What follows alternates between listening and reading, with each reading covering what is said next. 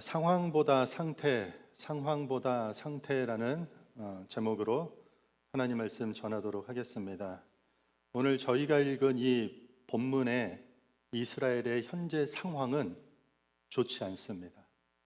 아주 상황이 좋지 않은 상황입니다. 이 본문으로부터 지난 9년 동안 두 차례에 걸쳐서 이미 많은 이스라엘 백성들이 바벨론의 포로로 끌려가고 있었습니다. 왕족도 끌려가고 귀족도 끌려가고 기술자들, 심지어 성전의 기구 일부까지도 바벨론으로 다 빼앗겨 버렸습니다. 그러니 지금 이미 포로는 진행 중인데 이스라엘 백성들 가운데서 아직 그 현실을 인정하고 싶지 않은 그런 어떤 분열된 현실이었습니다. 이러한 긴장 속에서 지금 성전 안에서 두 명의 선지자가 메시지를 전하는데 그 두 메시지가 정면으로 충돌하면서 대립하게 됩니다. 첫 번째 선지자는 예레미야 선지자입니다. 예레미야 선지자는 백성들이 죄악의 길에서 불순종했기 때문에 결국은 나라가 멸망할 것이고 결국 바벨론이 그들을 통치할 것이라고 계속해서 이러한 메시지를 외쳤습니다. 그리고 성경 전체를 보면 70년 동안 포로 생활을 하게 될 것이라고 예레미야는 시종일관 백성들을 향해 심판과 회개를 선포해 왔었습니다. 반면에 이런 예레미야와 정반대를 주장하는 선지자들이 있었습니다. 평안합니다. 괜찮습니다. 우리는 걱정할 것 없습니다. 잘 될 것입니다. 라는 예레미야의 선포와 정반대의 메시지를 전하는 선지자들 중 대표적인 인물 하나냐가 오늘 본문에 등장합니다. 그는 포로로 끌려간 백성들과 그리고 그동안 빼앗긴 성전의 모든 기구들이 2년이 지나면 하나님이 모든 것을 다 돌아오게 할 것이라고 예언했습니다. 백성들에게 희망을 선포하였습니다. 지금 선지자 예레미야와 그리고 선지자 하나냐의 예언이 정면으로 충돌하는 장면입니다. 문제는요, 두 사람이 모두가 똑같이 여호와께서 말씀하셨다는 권위를 들고 나옵니다. 내용은 다른데 둘 다 하나님께서 말씀하셨다라고 이야기합니다. 어느 쪽이 참되고 어느 쪽이 거짓인지 구분하기 어려운 순간입니다. 우리 신앙생활 하면서 무엇이 참이고 거짓인지 구분하기가 헷갈릴 때가 있습니다. 특별히 하나님의 뜻, 하나님께 응답받았습니다. 이것이 하나님의 말씀이다라고 하면서 이렇게 하나님이라는 수식어를 그 내용 가운데 붙이게 되면 구분하기가 조금 어렵습니다. 전혀 다른 견해를 주장하는데 서로가 다 하나님 뜻이라고 말하는 경우가 종종 있습니다. 상대방의 가치관과는 다른 상반된 가치관을 이야기하고 전혀 다른 방향으로 살아가고 있는데 둘 다 하나님의 뜻이라고 하나님의 말씀에 따라 산다고 서로가 주장을 합니다. 헷갈리죠?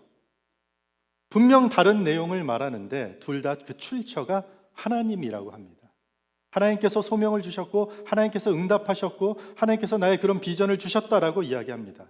그렇게 하나님을 들이대면 우리는 과연 무엇이 진짜고 과연 무엇이 거짓인지 분별하기 어려워집니다. 오늘은 이것에 대해서 좀 이야기하고자 합니다. 결론부터 이야기하고자 하면은요, 그것을 분별하는 하나의 기준이 존재합니다. 그것은요, 오늘 설교 제목과 똑같습니다. 상황과 상태를 분별할 때 구분할 수 있습니다. 상황과 상태를 구분할 수 있는 것이 필요합니다. 지금 남유다죠, 이스라엘 백성들. 이 실제 현실이 어떤가요? 왕과 지도자들 모두 하나님을 떠나 죄악의 길을 반복적으로 걷고 있었습니다. 백성들은 불순종하고 우상 숭배가 온 나라에 창궐하고 있었습니다. 도덕적인 것뿐만 아니라 영적의 죄악이 극에 달하는 상황입니다. 예레미야서 5장 27절 한번 읽어볼까요? 여러분들이 함께 읽겠습니다. 시작.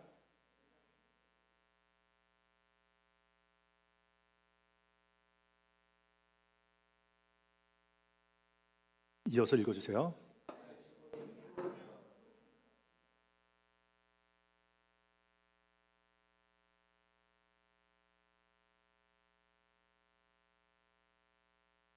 계속 있습니다.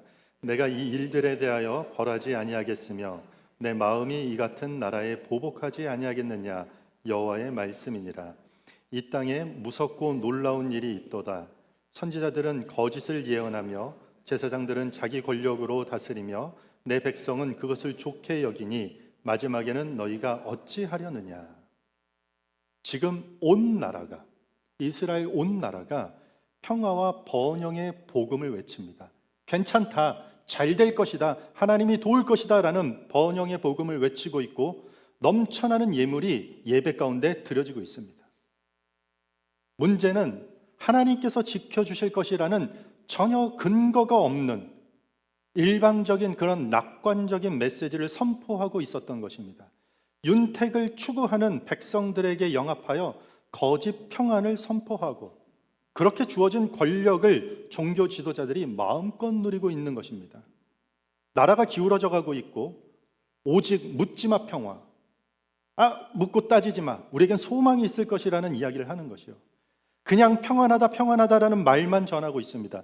그리고 그 평안하고 괜찮아질 것이다, 하나님이 우리에게 희망과 소망을 주실 것이라는 그런 밑도 끝도 없는 낙관적인 메시지를 듣기 위해서 백성들은 값비싼 예물들을 들고 와서 종교 지도자들은 그것들을 즐기고 있는 모습입니다.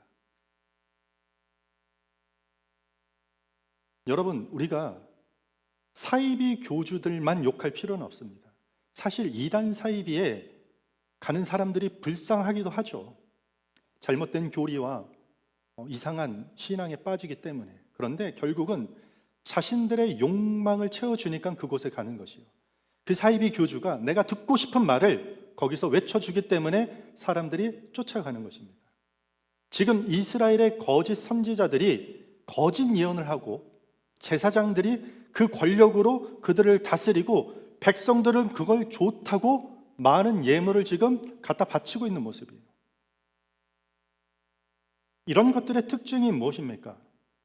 모든 관점이요, 상황에만 머물러 있는 것이요. 지금 상황이 어려운 상황이지만 하나님께서 우리를 반드시 좋은 상황으로 인도하실 거야. 온통 관심이 상황을 바꾸는 것에 혈안이 되어 있는 것이에요. 하지만 여러분들 신앙생활을 깊게 들여다보고 하나님의 말씀을 주의 깊게 살펴보면요, 하나님은 우리의 상황이 아니라 우리의 상태, 우리 신앙의 상태를 바꾸는데 관심을 갖고 계시는 것입니다. 하나님은 다양한 상황을 통해서 우리의 상태를 온전하고 성숙하고 신실하고 거룩하게 만드는 데 모든 관심을 갖고 있다는 것이에요. 성경의 많은 스토리는요, 우리의 신앙의 상태를 바로잡기 위해 기록된 내용들이에요.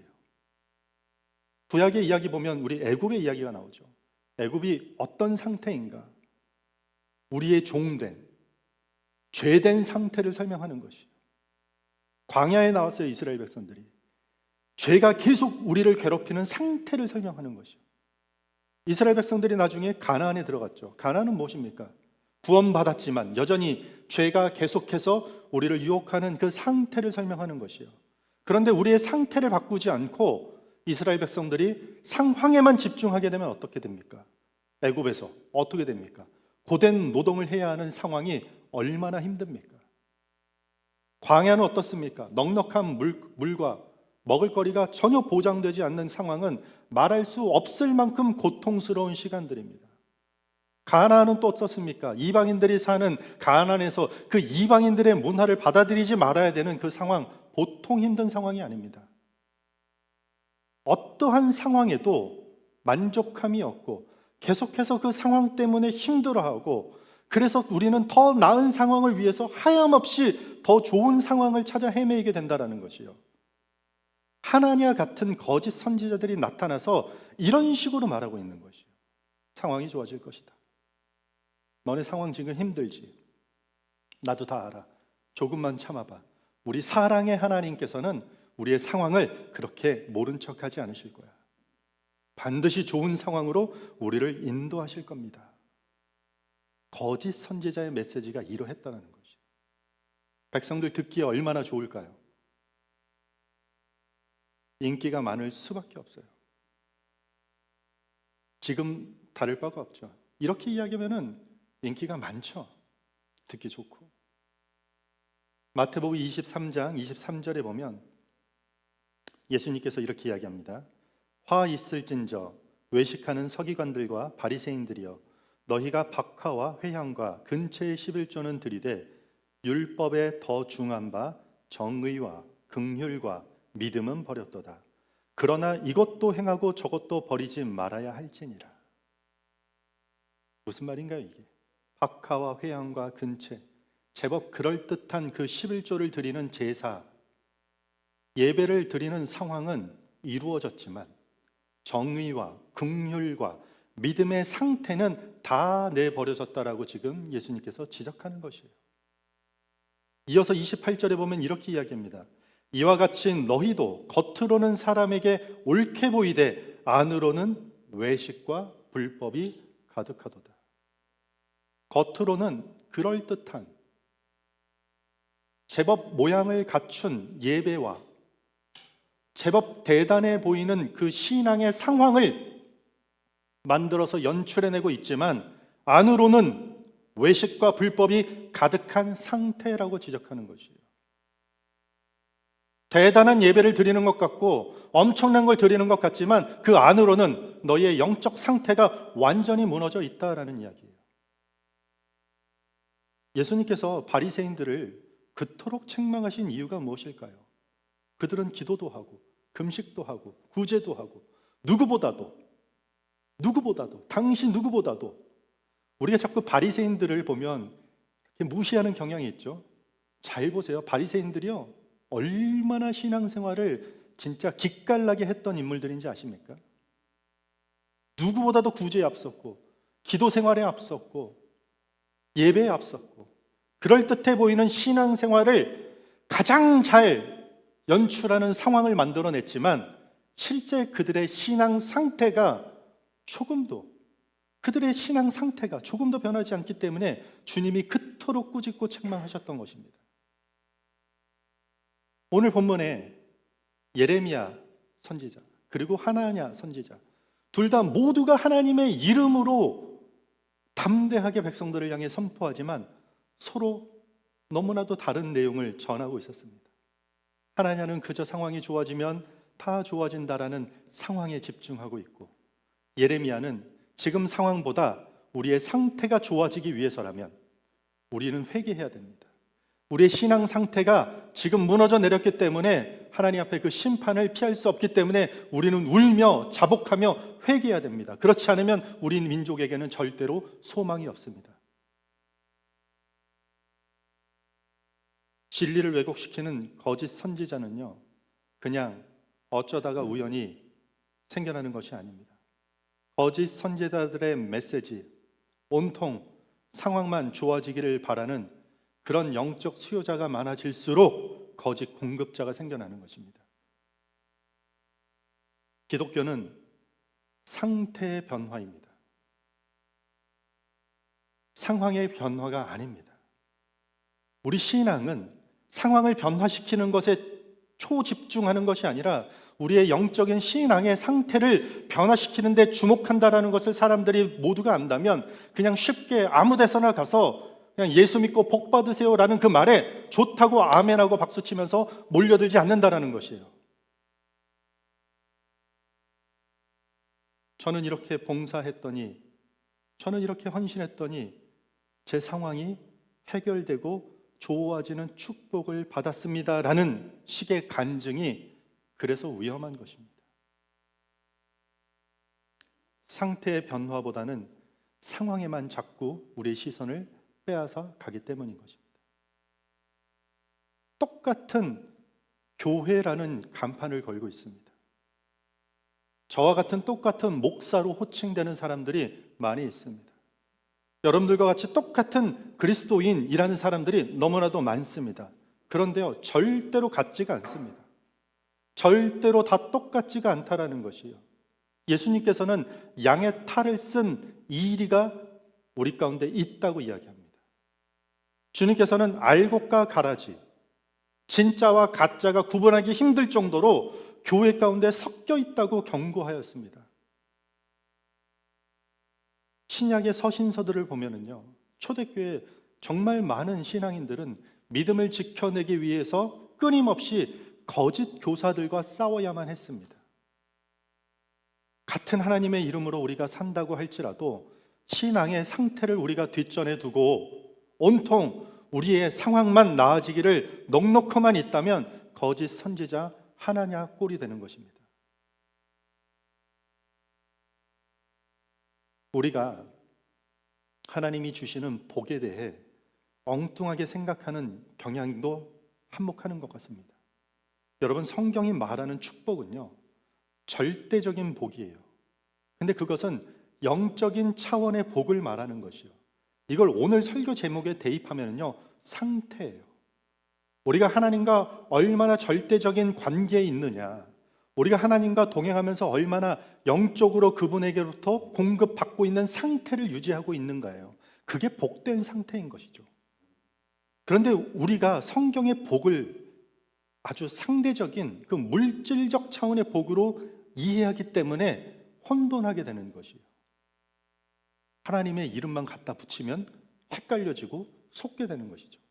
성경에서 말하는 복은요, 상대적으로 좋은 상황을 말하는 게 아니라 절대적으로 좋은 상태를 말하는 것이죠.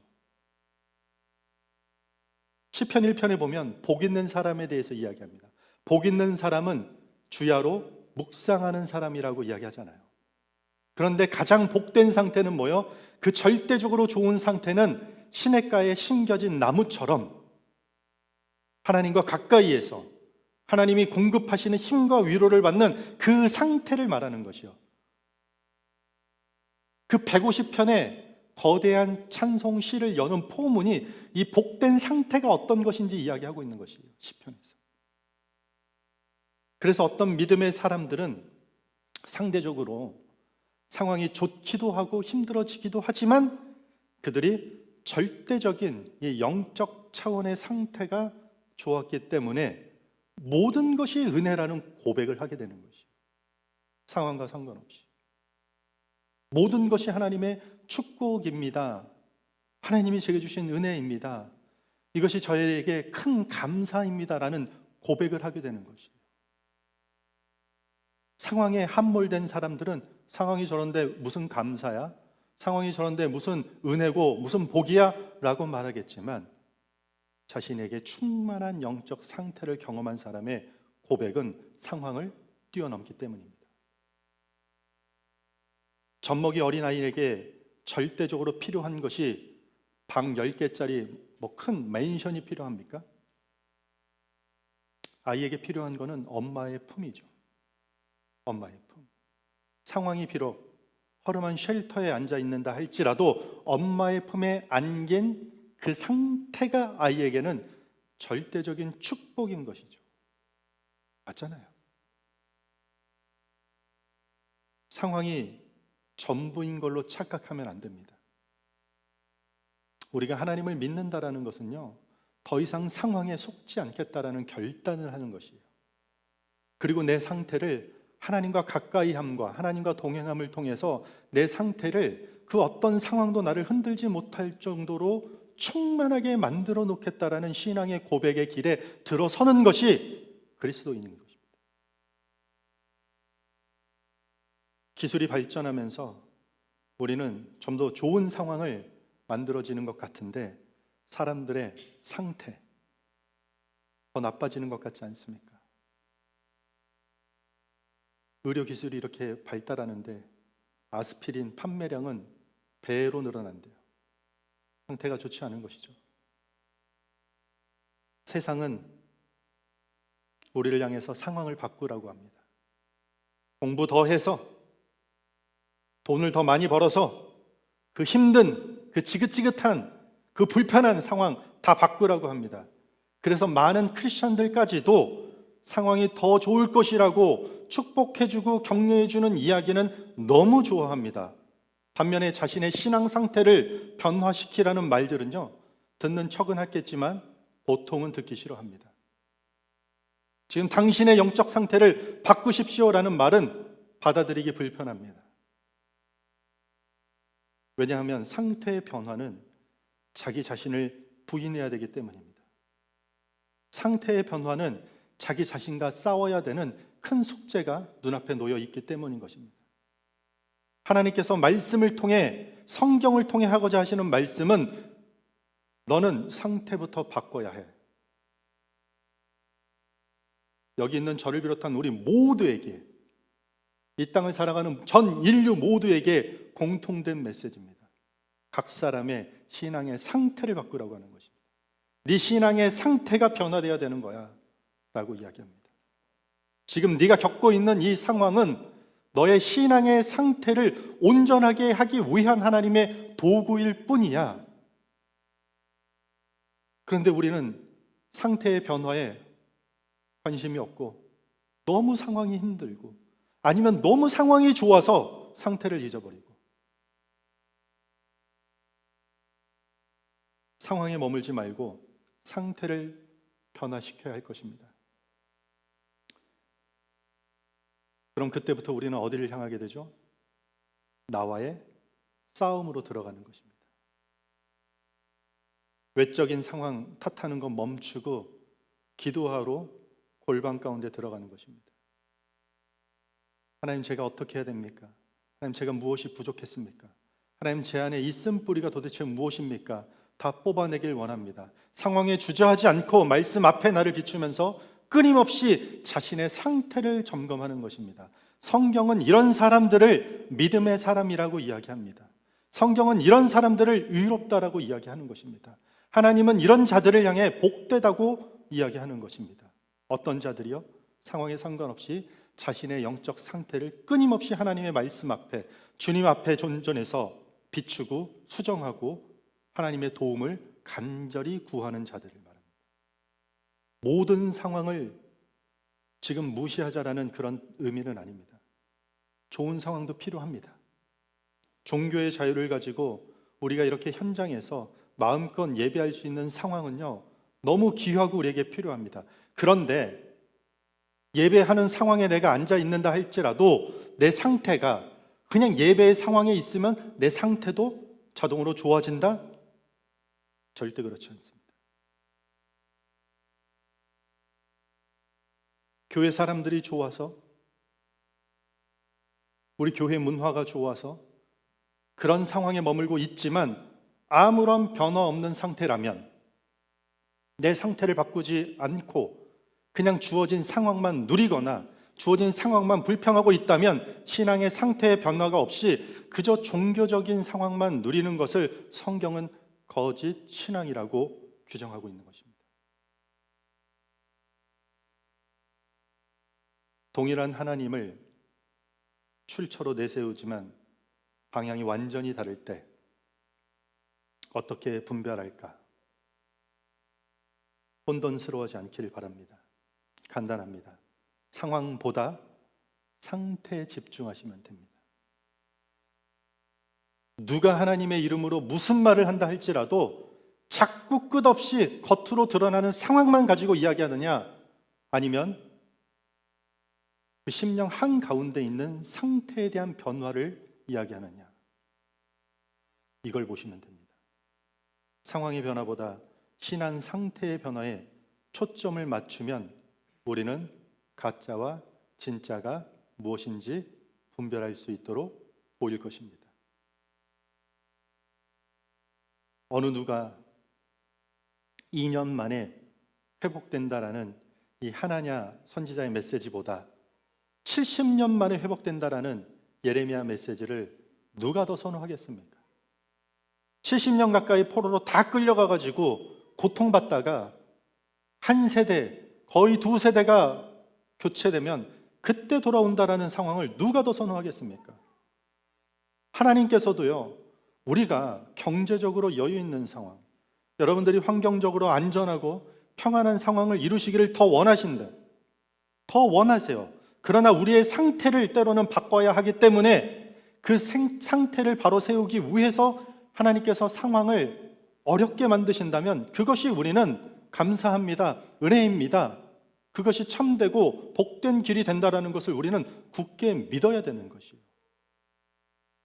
그때 상황만 바라보는 것이 아니라 상태를 변화시키는 데 우리는 집중해야 될 것입니다. 시편 42편에 보면은요, 다윗의 아들 압살론이 반역으로 인해서 자기 아버지 다윗을 죽이려고 달려듭니다. 다윗이 신발을 벗고 눈물을 흘리며 도망가는 상황에 쓰여진 시입니다.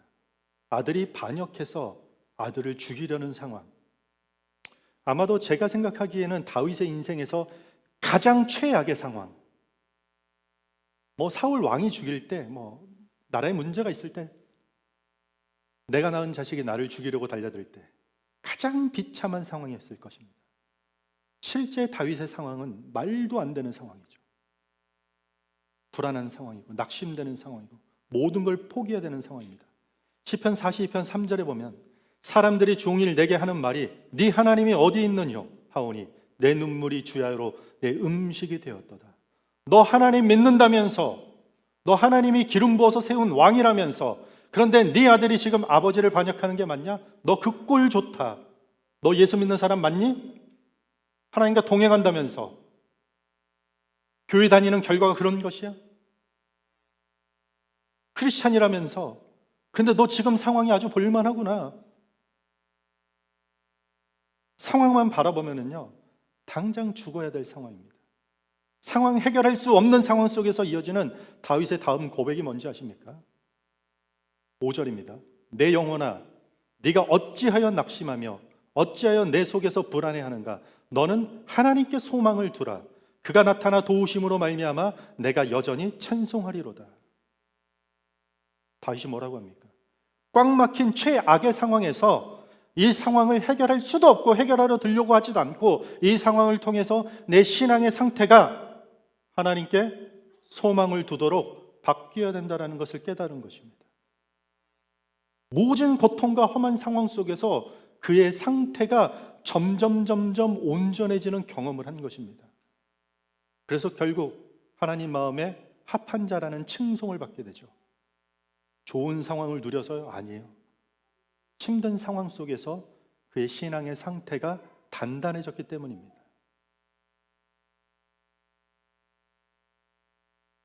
여러분들의 상황은 어떻습니까?